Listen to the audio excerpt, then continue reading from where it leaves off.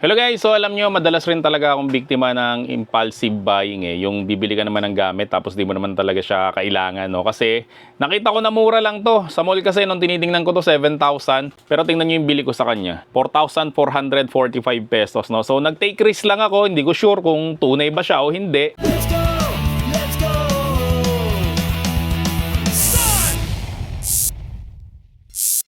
So may dumating naman sa akin na box, selyado naman siya, kaso di ko alam kung totoo ba yung laman nito, malay mo ba to? So i-open ko lang siya para makita natin guys, no, kung naloko ba ako, na-scam ba ako o talagang legit na 4,445 pesos lang tong tablet na to, no? Kasi nga again sa mall ay 7,000 to. Yan, so Redmi Pad SE 8.7 inches, 90Hz smooth refresh rate, 6,650 mAh. So maganda yung battery niya, malaki, powerful octa-core processor. Tapos nakalagay dito is 4GB na RAM, 64GB na ROM. So okay na sa akin yan. Kasi testing lang naman, no? Hindi ko alam kung saan ko ito gagamitin. Sana legit, para hindi sayang pera ko.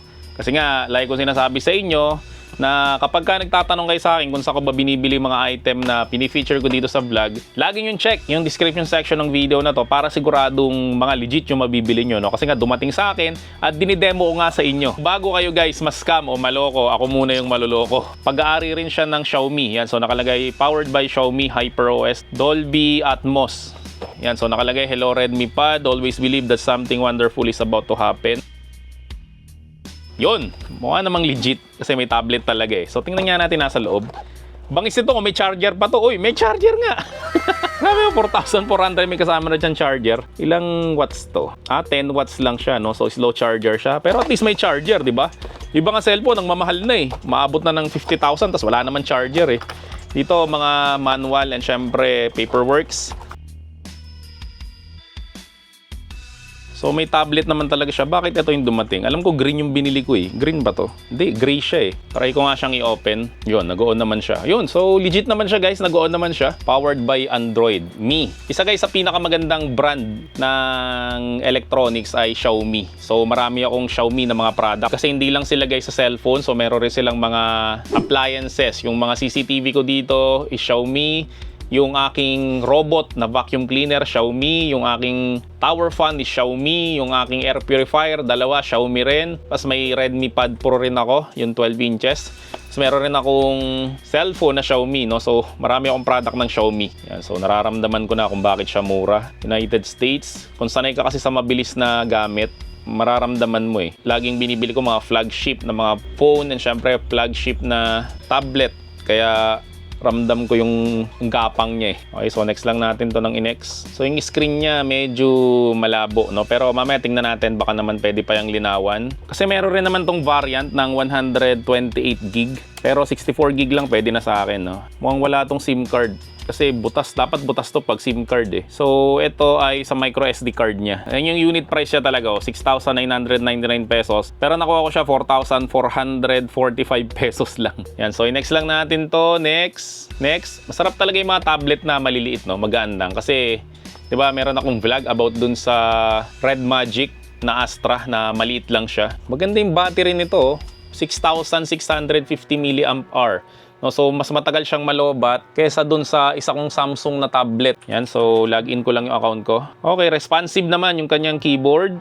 Oh, may face unlock pa siya para sa ganito kamura, no? Oh, okay. Skip na natin yan. Siguro lagay ko na lang to sa kotse ko, pang maps. Yan, Xiaomi HyperOS preparing system. So konting commercial lang para may pambili tayo ng next handheld na i-review. Meron kasi kaming 20,000 mahigit na collection ng mga retro games. So kung gusto mo guys mag-avail nito, so hanapin mo lang kami sa FB Gadget Syndrome. At sabihin mo lang na napanood mo tong video na to para ibigay sa iyo yon ng 199 pesos lang. So balik na tayo sa pinapanood mo. Setup complete. Swipe up to enter the system. Yan, swipe up raw natin. Gumagana naman siya kaso hindi siya kasing responsive. Siyempre na mga flagship updates are available. Yan, so maganda dito may update ka agad Hirap talaga pagpasmado ko Yon, so yan, maliwanag naman siya. Tapos, ang una kong pinapalitan dito kasi old school akong tao ay navigation. So, system navigation natin. Buttons ako.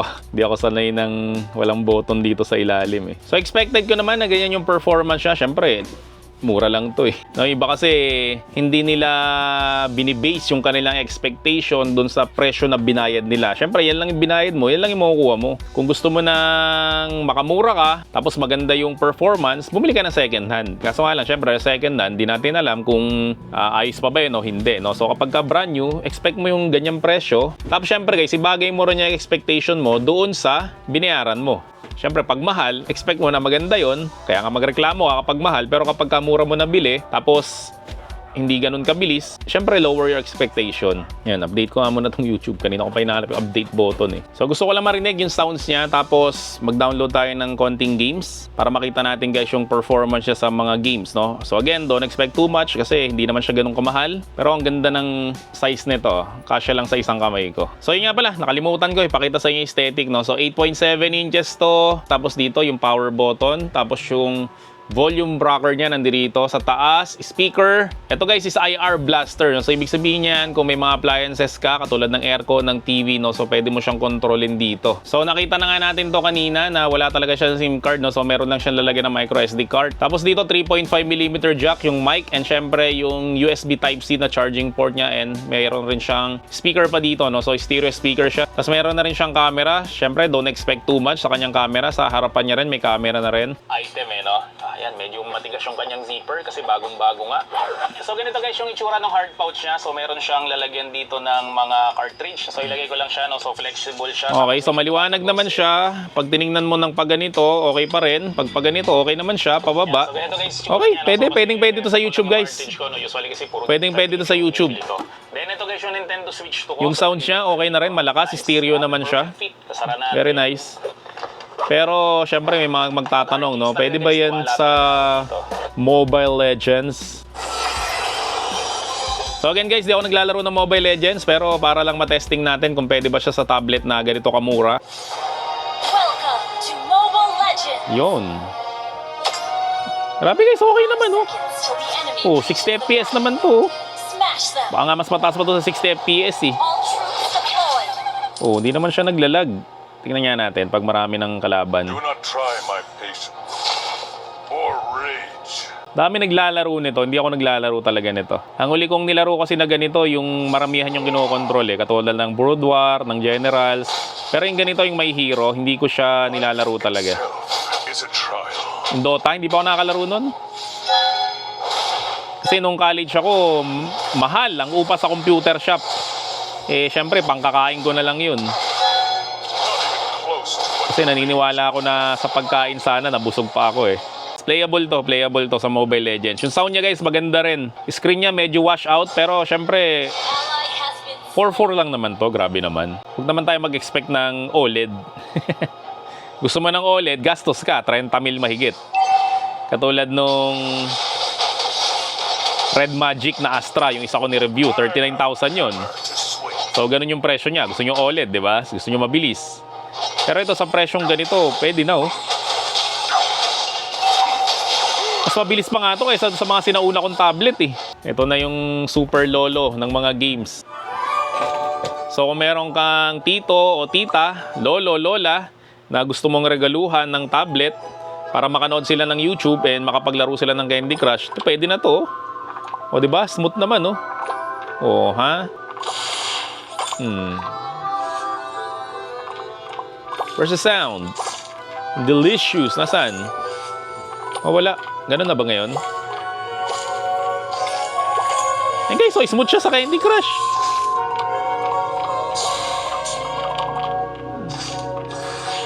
Nice.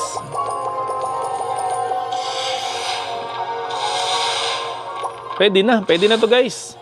Grabe, 4.4 lang.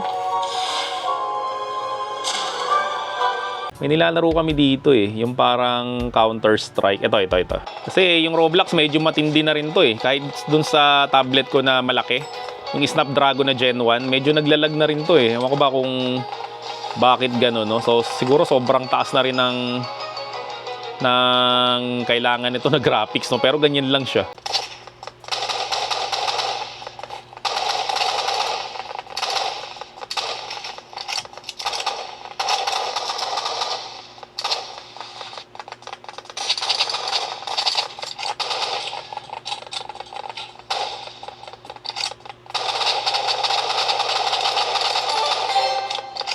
Okay. Parang lumaban pa to sa Game of the Year eh. Itong Brotato last year. Grabe, 4,000 pesos mo. Ano mabibili mo nun sa ngayon? So yun guys, buti naman di tayo na-scam kasi nga ang baba ng presyo nito. So working naman siya sa mga games na tinesting natin. Candy Crush, Mobile Legends. Usually naman Mobile Legends yung nilalaro. Yung COD Mobile, di ko siyang tinesting eh. No? Pero for sure, gagana rin naman yan dito basta naka-low settings ka lang. Brotato, gumana rin siya. Sa YouTube, okay naman siya. So ano ba guys yung tingin kong pros and cons nitong tablet na to? No? So syempre, unang-unang pros nito, sobrang mura nito. 4,455 pesos. So kung gusto mo guys mabili rin to sa ganung presyo, no? So maglalagay ako ng link sa description section ng video na to. At make sure lang guys na yung link na yun i-click mo para nga hindi ka ma-scam. Kasi, di ba, nakakapagtaka 4,455 pesos tapos may dumating sa akin na tablet or ano kaya, may makikita ka dyan ng mga shop button, no? So, i-click mo lang yan para mabili mo tong tablet na to nang ganun lang siya kamura. Nung dumating nga to guys, chinek ko ulit, ang price niya na lang is 4,200 pesos na lang. So, pangalawa guys na maganda dito, ang laki ng battery nito, 6,550 mAh. So, mas mataas rin siya guys doon sa mga Samsung na mga tablet na ganito rin kaliit. Yung A7 saka yung A9 Lite. Ang mga battery life kasi nun is 5,100 lang. And mas mahal pa yun kaysa dito. Sumunod naman guys na maganda dito, 90Hz siya. Oh. Ayan, oh, ramdam mo na smooth siya eh. Kasi guys, pag 60Hz lang, ramdam mo yung delay niya. Ito, 90Hz oh. Hindi mo nga masyadong mapapansin yung pagkakaiba nito sa 120Hz eh. Itong Steam Deck OLED guys, 90Hz rin to sa mga hindi nakakaalam. No? So kung gaano ka-smooth yung Steam Deck OLED sa pagbabrowse mo guys, so gano'n rin guys to ka-smooth. Tapos yung brightness siya guys, maganda naman yan. Kaya ako inon yung ilaw. Para makita nyo guys na bright pa rin siya. No? Kasi 600 nits. So, pwede na rin to sa outdoor. Pero syempre, wag lang yung direkta talaga sa ilaw. And syempre, nakita nyo naman kanina, di ba, nag-gaming test tayo.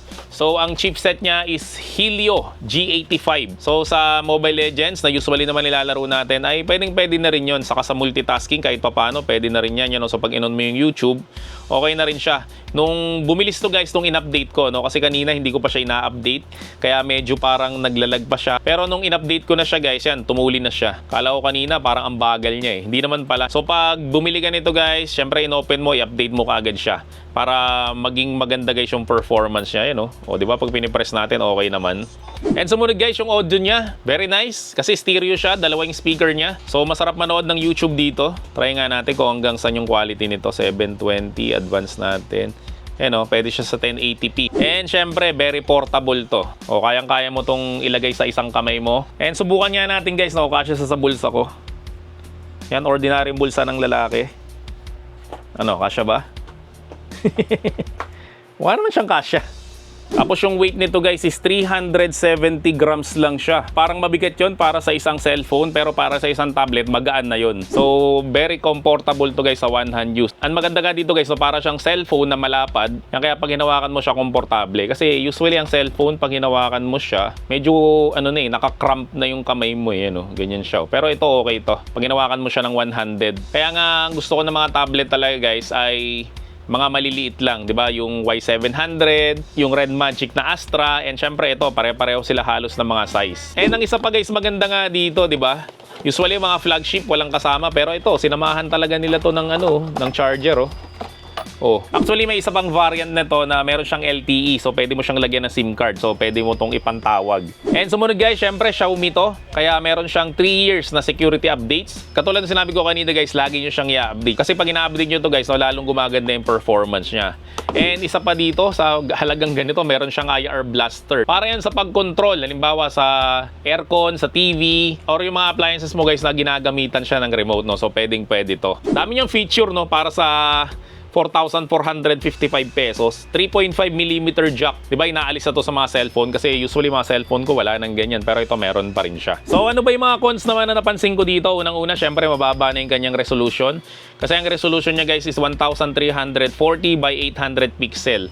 So yung 800 pixel mababa na yon. So para siyang pixel ng Steam Deck kasi 800p lang yung Steam Deck. And sumunod guys, mabagal yung charging nito. Diba yung nasa box niya is 10 watts lang. Pero kaya nito guys hanggang 18 watts. So medyo mabagal tong mag-charge. Abutin to ng mga 3 oras from 0 to full charge. And sumunod guys, syempre alam ko ng mga irereklamo nyo dito ay sana may fingerprint scanner, sana OLED, sana maganda yung quality ng camera niya. So hindi mo guys makukuha yon sa ganitong kamura na device. So kung gusto mo ng ganun guys, syempre magdagdag ka ng malaking halaga, hindi maliit na halaga, malaking halaga guys ang kailangan mong idagdag. Kasi ito 4,455 lang to. So yung mga feature na nilagay nila dito, yung stereo speaker, naka Type-C na siya, meron siyang 3.5mm jack, tapos meron siyang IR blaster, 90Hz, 64GB yung storage niya, 4GB yung RAM niya. So sa ganung presyo guys, parang lugi pa yung kumpanya sa'yo kapag binili mo yun sa ganung presyo. So nakikita ko guys, ang tablet na to ay para sa mga bata na mahilig manood ng YouTube, saka sa asynchronous classes, yung nasa bahay lang yung estudyante, di ba minsan nag-Google Meet, no? So pwede rin to kasi meron naman siyang front cam. And sa mga senior rin na mahilig manood ng YouTube, so pwede rin to. And sa mga casual gamer like Mobile Legends, Candy Crush, and Roblox, no? So kayang-kaya niya rin. So again, kung gusto mo mabili to ng 4,000 mahigit lang, hindi siya agay sa abot ng 5,000 pesos kasi pag inabil mo to sa SM ay 7,000 pesos to. Maglalagay ako ng link sa description section ng video na to. Make sure nga lang guys na yung link na nakiklik mo para siguradong ito yung mabili mo. Kasi nga tinesting ko na, so hindi naman ako na-scam. So for sure hindi ka rin may scam. So kung nagustuhan mo naman tong video na to, huwag mo naman kakalimutan mag-subscribe dito sa channel ko. Like mo na rin ng video na to. At i-turn on mo na rin notification bell para like updated sa mga vlog ko about sa mga gadgets. So ila, maraming salamat ulit sa inyong lahat. Hanggang sa muli, paalam!